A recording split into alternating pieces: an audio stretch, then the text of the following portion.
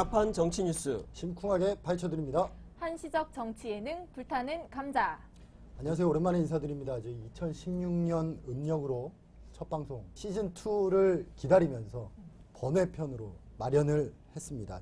정치의 계절이거든요. 총선이 50일 앞으로 다가와서 시즌2가 이제 총선 끝나고 시작하길 저희가 기대하고 있는데 그 전까지 좀 나오는 정치권 뉴스들을 다뤄볼까 합니다. 그래서 오늘 저희 새로운 게스트 패널을 모셨죠. 요새 정치권에서도 인재 영입이 열풍이 한창이라고 하는데 인재가 맞는지 모르겠으나 저희 불감에 지금 인재 영입 1호입니다.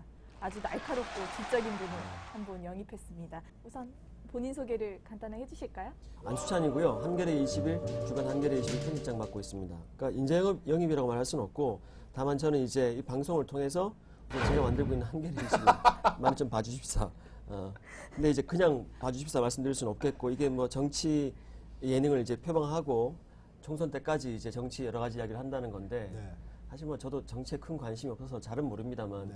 제가 아는 데까지는 이야기하면서 네. 시청자 여러분들께 좋은 정보와 이야기를 들려드리면서 제가 만들고 있는 한겨레 21도 많이 팔고 싶습니다. 네. 그러려고 기승전 부수 확장. 기승전 한겨레 21. 사실 어제 저희 행사에 한겨레 21이 홍보 그걸로 쫙 조스? 어제 깔렸거든요. 요즘 제일 잘 나가는 매체거든요. 이게 지금 네. 예. 한겨레 21이요? 한국 언론계 이제 파란의 불로 이렇게 총아. 아, 그렇습니다. 편집될 것 같다. 한번. 자, 오늘 박근혜 대통령 국회 연설 있었죠. 네, 저희가 이거 시작하는 줄 알고 네. 좀 전날해 주셨으면 공부라도 하고 왔을 텐데. 그러니까요. 불과 네. 몇 시간 전에 네. 좀 보셨습니까? 제가 일하면서 귀로만 살짝 들었는데 네. 그냥 제 느낌은 기승전 테러 방지법 아닌가요? 그러니까 북한 문제를 핑계로 앞에 섰지만 결국 네. 그죠. 결론은 그죠. 다 지금 현안 법 통과시켜달라 뭐 이렇게 그죠. 모아진 거죠. 저는 그 개인적으로 어떤 인연이 있었냐면 제가 정치부 한겨레신문 정치부 2002-2004년 담당을 했었는데 그 당시에 한나라당 담당을 하면서 한나라당 이회창 총재가 전횡을 일삼는 다음에 혼자 탈당해서 1인 정당을 만든 정치인이 계셨어요. 정말 옛날 기자시군요. 예.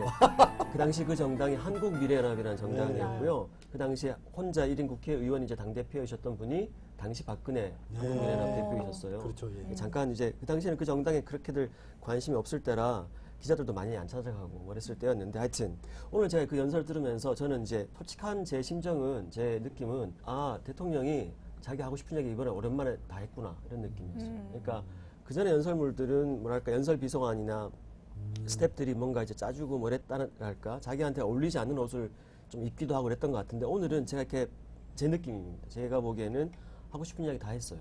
지금 오후에 이제 쉬고 있을지 뭐 하고 있을지 모르겠지만 대통령이 아마 기분 좋아라 하고 있을 겁니다.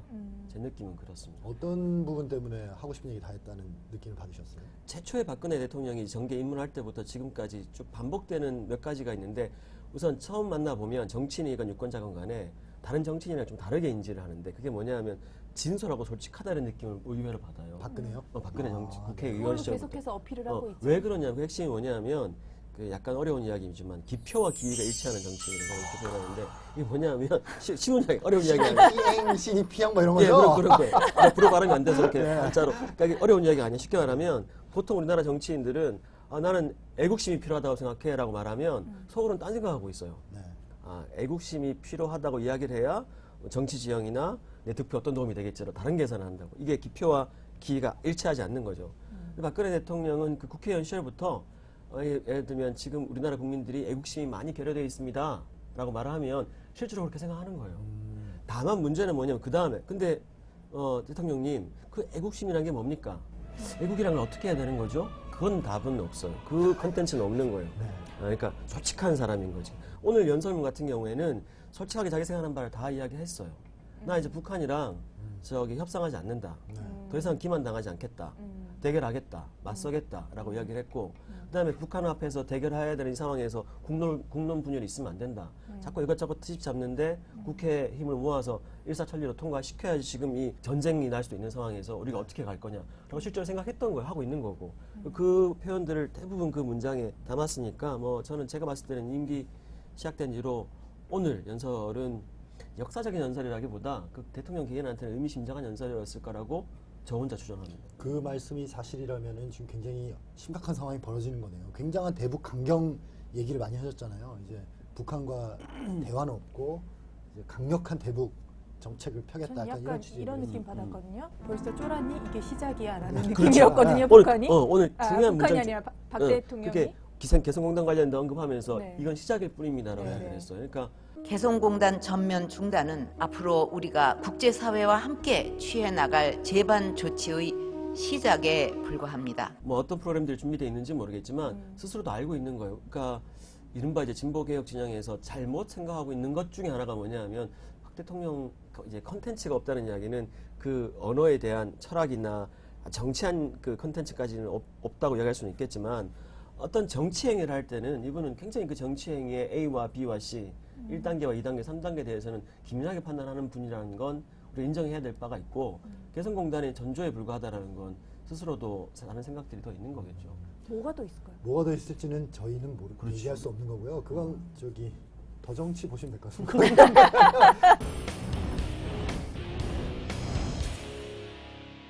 이재훈 통일학의 팀장이 오늘 출연하는 것 같더라고요. 아, 진짜요? 저희랑 비슷한 시기에 풀릴 테니까 그걸로 학습하시고 저희 걸로 뒷풀이 하시면 될 것 같은데. 네, 그렇게 하시면 될 것 같고.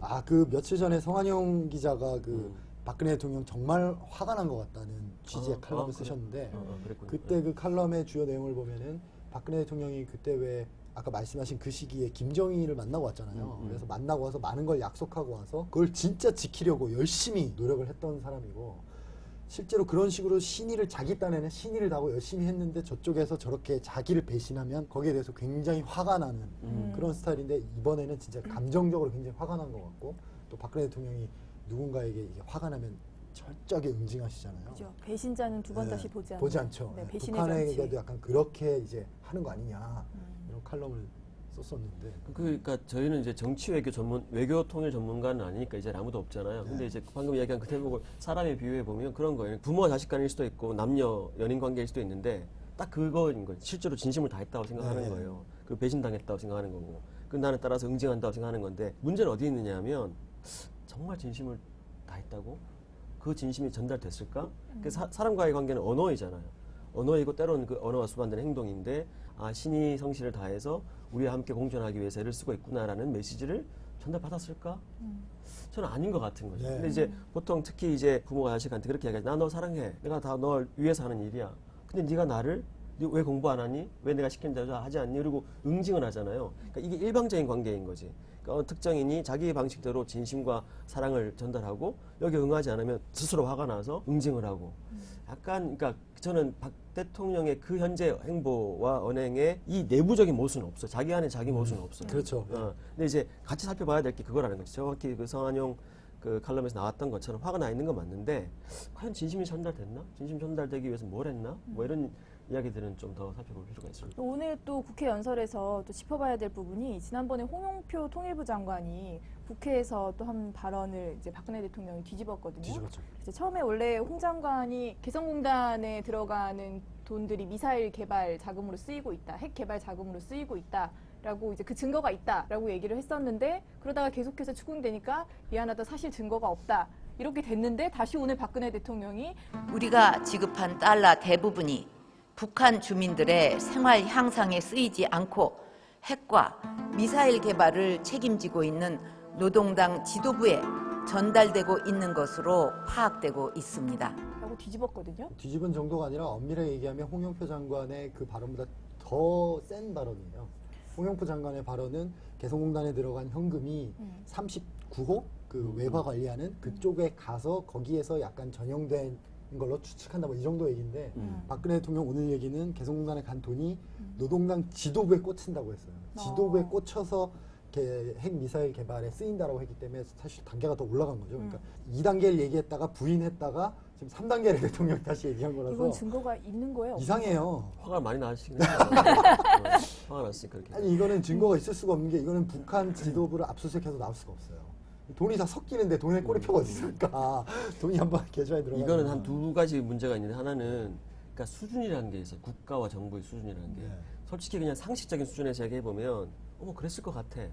이 정서에 소구하는 바가 있어요. 어쩐지 개성공단에 노동자들한테 임금을 주면 그게 다 개개인에게 안 들어가고 노동당에 갖다 바쳤을 것 같아라는 예를 들면 약간 보수적인 정서가 있을 수 있잖아. 근데 이거는 시정에서 잡배들이 술 마시면서 하는 이야기예요. 우리가 그냥 우리 같은 방송에서 할 수 사람들이 있는 이런 데서 뭐 불편하지만 나도 심지어 그런 얘기 하기 싫은데 하여튼 할 수는 있어. 근데 그게 국가의 수반이 혹은 그 담당 책임자가 이건 대국민 성명으로서 뿐만 아니라 대내외적인, 게다가 지금 굉장히 세계 정세 차원에서도 굉장히 중요한 문제인데 발표하는 그 시그널과 이야기 담화 수준이라는 게 말 그대로 시정 잡배들의 그 추정 수준에서 바로 이야기를 한다는 게 이게 일단 정부 수준을 이야기해 주는 거예요. 심지어는 우리 모두 그렇게 믿고 있거나 그런 루머 내지는 그런 소문이 그렇다더라 카더라 통신에 돈다 할지라도 정치인이라면 그것이 일정한 방식으로 외교이건 내체이건 정책 수준까지 이어붙일 수 있도록 더 쿨다운 시키고 합리화시키고 냉정화한 다음 이야기를 해야 되는 거죠. 화가 나더라도 화와 분노도 냉정한 언어로 표현해야 되고 그게 이렇게 걸러지지 않고 그냥 그대로 나오는 거예요. 일단 그게 제일 가장 큰 문제이고 두 번째 문제는 뭐냐면 개성공단에 들어가는 통해 들어가는 돈이 있었다고 쳐요.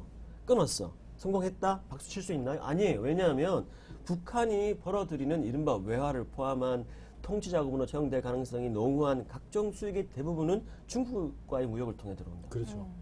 그러면 이제 뭐 제가 숫자를 정확히 될 수는 없습니다만 세 발의 피에 불과해요.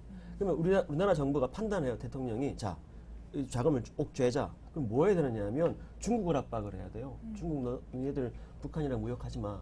라고 이제 뭔가를 이야기해야 되는데 그렇게 할 수 있는 방법이 없잖아요. 지금 오히려 반대 상황으로 우리가 당할 가고 것 같은데요? 그러니까 아니 왜냐하면 지금 사드 배치 때문에 중국과 사이는 더 안 좋아지고 있는 그럼요. 상황이잖아요. 네. 그 사드까지 가면 문제가 더 커지기 시작하는데 일단 이 개성공단에 적용된 로직만 적용해봐도 이건 사실은 매우 멍청한 거예요. 멍청한 그렇죠. 소라. 실효가 일단 없고 상징적인 의미도 없고 상징적인 의미라 하면 우리가 이렇게 했으니까 따라와라 아마 그런 걸 기대하는 것 같아요. 우리도 이렇게 소중한 개성공단을 끊었으니 따라하십시오. 누구한테 그 메시지를 보낸 걸까? 미국은 이미 뭔가 시작하고 있는데 미국의 대북 제재라는 것도 사실은 실효가 부족한 것이긴 하지만 이 메시지를 받아야 될 대상은 중국이에요. 중국의 입장에서는 이 메시지가 아무 의미가 없어요. 내가 그래? 그랬는데 내가 그렇다고 지에 와서 북한이랑 무역을 끊으라고? 말이 안 되는 거예요. 근데 하여튼 저런 논리를 정부가 한번 세워버리면 북한과는 어떠한 경제 교류도 불가능한 거 아닙니까? 대통령 스스로의 논리상으로도 이제 뭐든 하면 안 되는 거죠. 그렇죠. 뭐든 할 수 없는. 약간 엉뚱한 생각이 며칠 전에 문득 들었는데 이 새벽이 깊으면 아침이 가까웠다 이런 말이 있잖아요. 그래요? 이 지금 이제 위기가 지금 통일이 임박한 거예요? 아니 그 위기가 굉장히 끝으로 가잖아요. 네. 끝으로 가면 이 고조되는 위기로 이제 총선을 치르고 총선이 지나고 나면 한 1년 6개월 뒤에 대선이 있잖아요. 그럼 그렇게 끌고 그때쯤에도 미국 대선도 있고 뭔가 국제적인 정치 지형도 변화하고 그럼 이 위기를 임기 한 몇 개월 남았을 때 박근혜 대통령이 김정은과 1대1로 푼다. 그러면 또 대선까지 물론 그렇습니다. 먹을 수 있는 기획이 아닌가. 뭐 그걸 계획하고 있지는 않겠지만 스케줄상 왜냐하면 이렇게 위기가 이 남북 관계라는 게 두 지도자가 결단하면 또 굉장히 쉽게 한 방에 또 확 풀리는 속성이 있잖아요.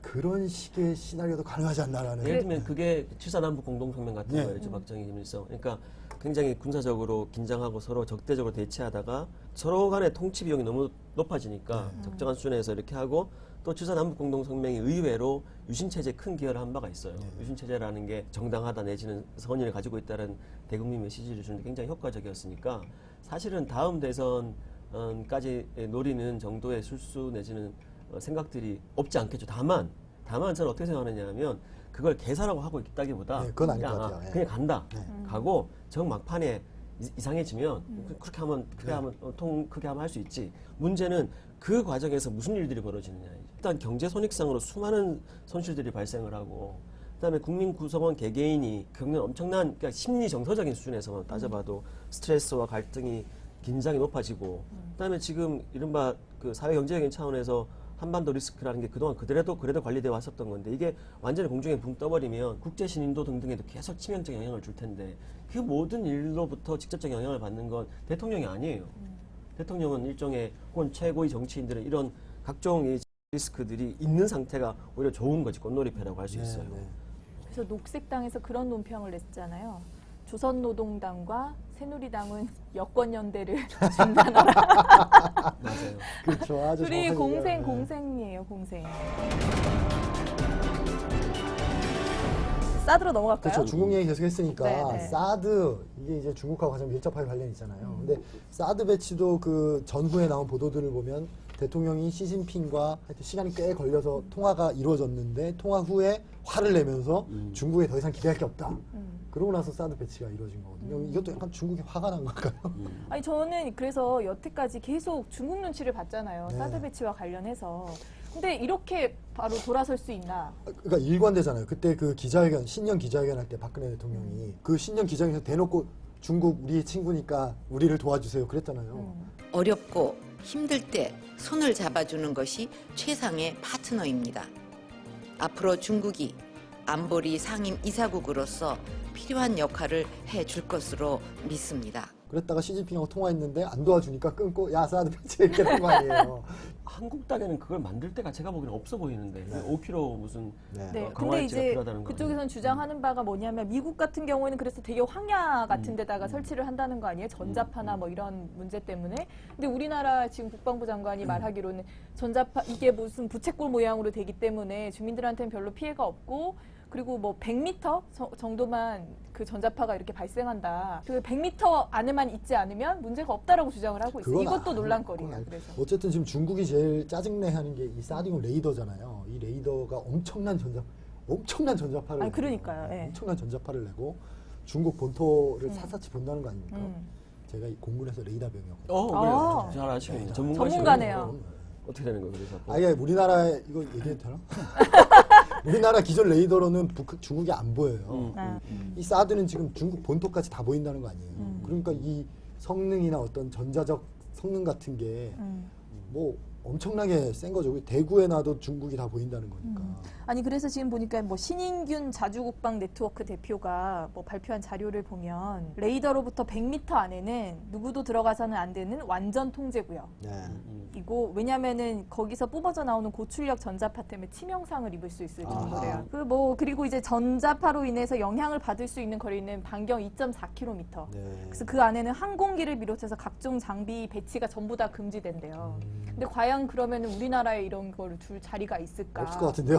그래서 지금 이제 새누리당 쪽에선 전부 다 배치를 찬성해 놓고 우리 지역구는 안 된다라고 얘기를 하고 있는 상황이잖아요. 그래서 지금 유력하게 나온 얘기가 이 사드 배치는 총선 때까지만 얘기하는 이렇게 걸로. 얘기를 하는 거고 총선이 지나고 나면 흐지부지 될 거다. 왜냐하면 일단 배치를 할 사드 장비 자체가 없다는 거예요. 미국에도. 아직 네. 미개발품인 거죠. 그러니까 생산하다가 무슨 오류가 생겨가지고 지금 제대로 생산을 못 하고 있고 미국에 있는 사드 포대에도 지금 제대로 이 사드 이게 미사일인가요? 하여튼 뭐 이게 배치가 안 돼 있는 상황인데 한국에 그 깔 기회가 어디 있냐?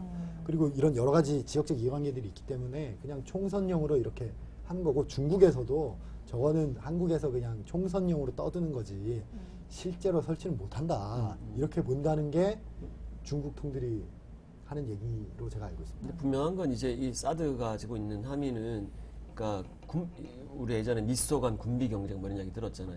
그러니까 미중 간 군비 경쟁은 이 본격화된다라는 거. 근데 군비 경쟁 한번 촉발되면 일단 계속 가요. 이게 누가 잘했는지 못했는지, 누가 닭이 먼저인지 계란이 먼저인지는 군비 경쟁 차원에서 아무 의미가 없는 얘기. 일단 뭐 하나 방어 무기를 도입하면 거기를 대응하는 또 공격 무기를 도입하고 상승작용을 일으키는 거거든요. 그 얘기 잠깐 하고 자고 최근에 사드 얘기했어 보니까 핵무장 얘기도 나왔잖아요.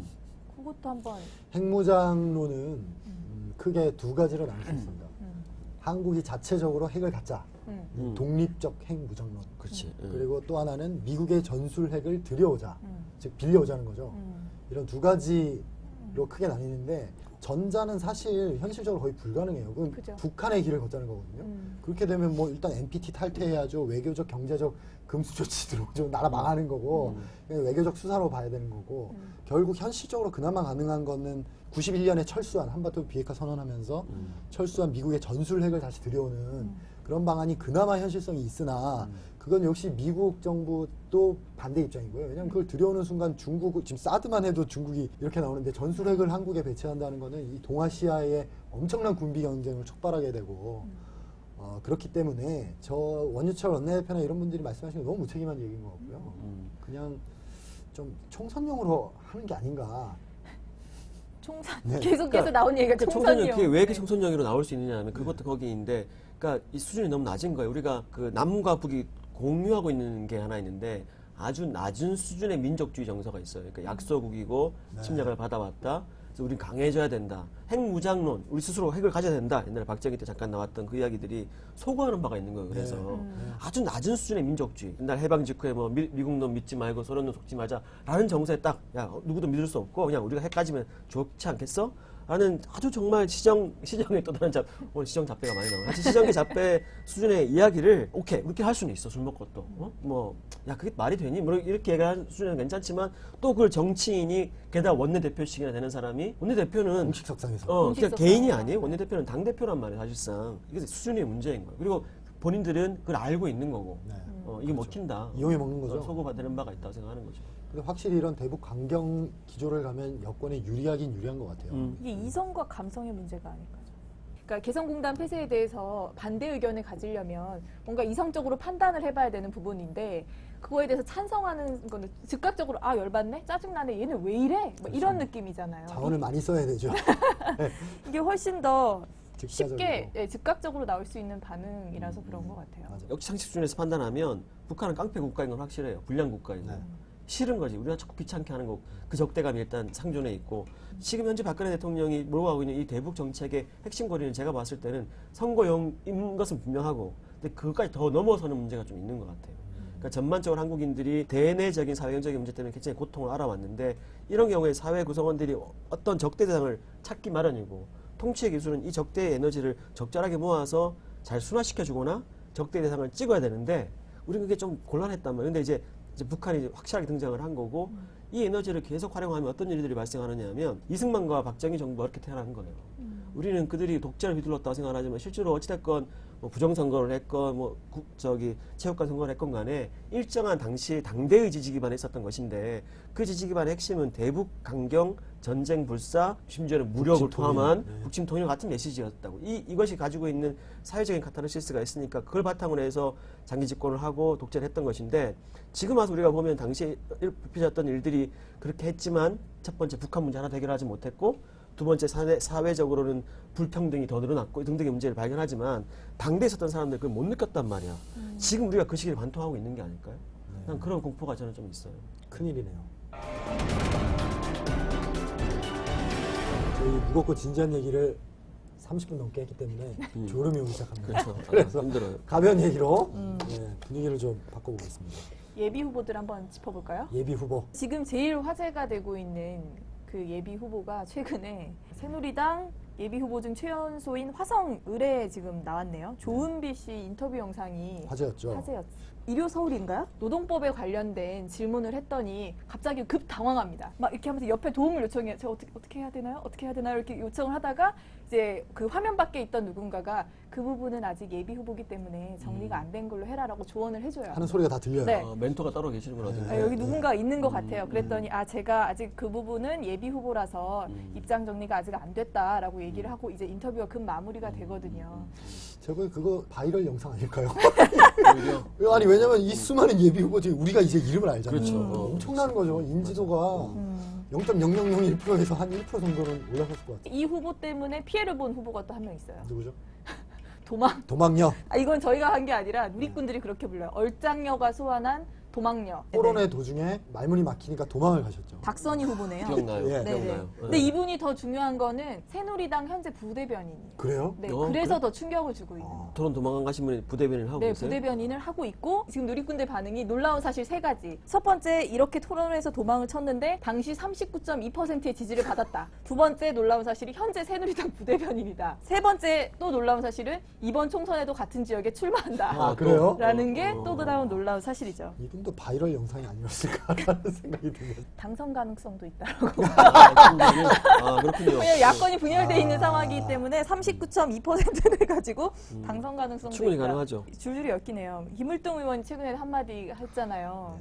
20대 총선 여성 예비 후보자들한테 한마디 해달라고 했더니 조언한다시고 하신 말씀이 여자가 너무 똑똑하게 보이면 오히려 상대방에게 거부감을 주니까 대충 그냥 네 해라. 그럼 지금 이게 다 그 지시에 따라서 이렇게 행동을 하는 거죠? 제가 보기에는 코드가 굉장히 맞는 거예요. 아, 그럼요. 그러면, 그게 이게 다 기획이었어. 전략이다. 기획이었어. 제가 바이럴 영상이라고 했잖아요. 예? 지시에 따라 행동하고 그렇죠. 내 기획에 냄새가 났다니까. 너무 똑똑한 척을 하면 유권자들한테 아. 오히려 저항을 할 수 있으니 유권자들이 감성에 소구해라. 누군가 뭐라고 하면 네. 우리도 네. 지금 너무 똑똑하게 녹화하고 있는 거 아닌가요? 우리 무식하는 거죠. 그것도 있었고 또 김문수 후보의 또 굉장한 발언이 있어요. 이분은 근데 왜 대구로 가세요? 어쨌든 새누리당 쪽에서 이른바 대권을 도전하기 위해서는 대구 경북이란 그 텃밭이 굉장히 중요한 거예요. 지금 박근혜 대통령도 결국은 대구에 성장한 사람이고 제가 봤을 때는 김문수 지사로서는 나름 정책 승부수를 던진 거죠. 근데 이 김문수 전 지사가 네. 또 논란이 된 이유는 설에 네. 이제 택시 운전을 잠깐 하셨나 봐요. 네네. 이틀 동안 16시간 택시 기사를 하고 산학금 19만 2천 원을 입금시켰더니 8만 원 담긴 급여 봉투를 받았다. 시간당 5천 원이 안 된다. 최저임금도 안 된다라고 얘기를 하면서 대구에 택시 기사가 너무 많으니 택시 기사를 인원을 줄여야 된다라는 트위터를 날린 거예요. 정말 논리 체계가 정말 그랬더니 독특하시네요. 사람들의 반응은 왜 이 산업금의 문제를 보지 못하고 택시 기사가 너무 많다라고. 제 생각에는 제 개인 추정인데 이 이야기가요. 택시 수출해야 된다는 이야기가 택시 기사한테 들은 이야기일 가능성이 있어요. 택시 기사를 오래 한 기존 택시 기사도 종류가 있는데 오래 한 사람들이 있고 최근에 이제 경기 뭐 이것 때문에 이제 막 유입된. 일단 경우가 있는데 오래 한 사람들 입장에서 옛날에 내가 택시 기사를 해봤을 때는 이렇게까지는 아니었거든. 근데 요새 막 실직자들 나와서 막 너도 나도 막 택시 기사 들어오니까 막 와 밤에 나가도 손님이 안 잡혀라고 하는 이야기를 들었을 가능성이 매우 높아요. 그 똑같은 이야기예요. 이것도 시정잡배들의 수준에 제가 할 수 있어요. 시정잡배들은 우리 택시 타면 실제 택시 기사들 중에 이렇게 얘기하시는 분 계세요. 야 택시가 너무 많아. 뭐 이렇게 한단 말이죠. 정치인이라면 가만 이 문제는 어떻게 풀어야 되지? 그렇죠. 그런 거예요. 그러니까 생각해보면 그게 아니라 산학금 제도가 문제가 있고 택시 운수회사 중심으로 사주는 배를 불리고 기사들은 계속 뭐 네. 저임금 이런 생각을 해야 되는 건데 좀 못한 거죠. 지금 일자리를 줄여야 한다고 얘기하는 정치인은 처음 봤습니다. 그러니까요. 어떠셨습니까? 처음 해보셨는데. 우선 제가 오늘 목감기가 걸려서 잘 모르겠습니다. 평소 제가 하고 싶은 만큼 못했어요. 계속 낫지 마세요. 계속 아프세요. 목 굉장히 좀 나으면 다음엔 더 좋은 모습으로 인사드리겠습니다. 아니 오늘만 하고 안 나오신다 그랬어요. 아, 네. 그러니까 혹시 만약 프로그램 유지되면 아, 네. PD님이 저를 자르실 수도 있고 아, 네. 저는 나름 바쁜 사람이거든요. 그렇죠. 그래서 힘들게 나왔으면 좀 제대로 하고 해야 되는데 오늘 다 제대로 하겠습니다. 네. 제대로 하면 큰일 날 것 같은데요. 인재영입 성공. 성공했습니다. 네. 인재영이 성공했고요.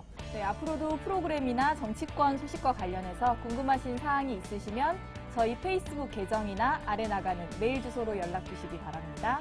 저희는 다음 시간에 더 뜨거운 정치 이야기로 찾아뵙도록 하겠습니다. 감사합니다. 감사합니다.